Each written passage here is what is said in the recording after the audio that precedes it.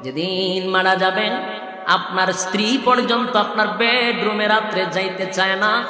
যদি জিগায় কয় ঘরে লাশ ছিল, কথা কান্না দি এই ঘরে লাশ ছিল রে, ভয়ে আপনার বেডে কেউ যায় না।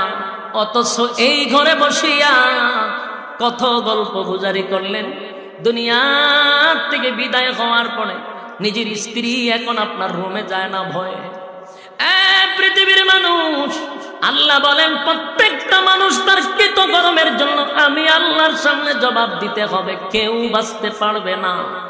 জবাব আমি আল্লাহর কাছে দিতেই হবে।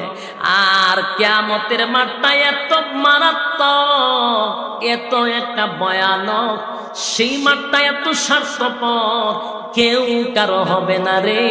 দুনিয়াতে বিপদে পড়লে কেউ না কেউ সাহায্য করে, কিয়ামতের কাঠির ময়দানে কেউ কারো সাহায্য করবে না।